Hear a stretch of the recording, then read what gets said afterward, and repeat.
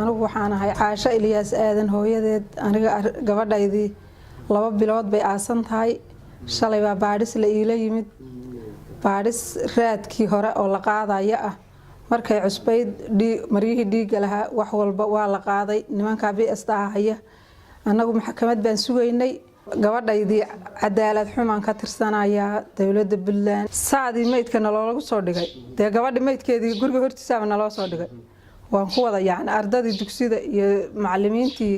baa ku soo yaacay waa la igu soo gargaraacay waxa la yiri gabadhaadi meydkeedii waa kan yaala ee go'yaalkeen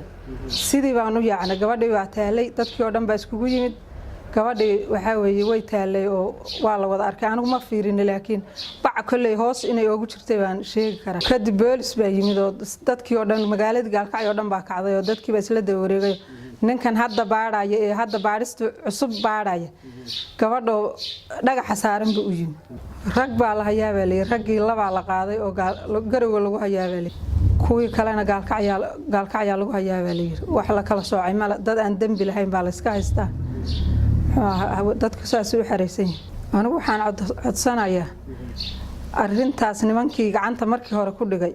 ee gabadha kiiskeeda hay inay kiiska Gaalkacyo ka gudbiyaan hay'adaha ku shaqo leh inay geeyaan inay gudbiyaan maxkamadda u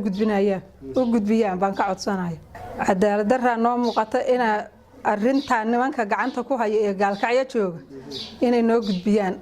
gabadha kiiskeeda baan codsanaynaa maxkamadda sare u gudbiyaan oo si daacad ah oo cadaalad ah naloogu shaqeeyaan rabnaa kiisku wuxuu ka socon lahayaa Gaalkacyo in looga gudbiyo baan codsanayaa madaxweynaha Puntland waxaan ka codsanayaa gabadhayda Caasha ahayd nimankii qashay sida loo qashay waa la og yahay oo indhaha kala soo baxay oo madaxa dubaha kala dhacay iyo darbi waxay oo la dhaceen ma aqaanay oo si walba u galay oo ilmaha saqiirka oo 12 jirka ah kufsaday oo 60 jirada yaasha ah iyo 40 jirada oo la arkayo sida maalintu caddahay oo la wada og yahay Gaalkacyo dhan ogtay cid walba ay ogtay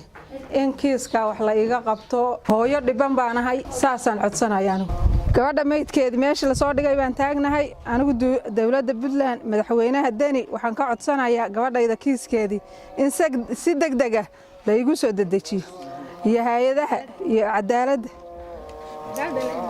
cadaaladda la ii mariyo baan codsanayaa guriga ururka haweenka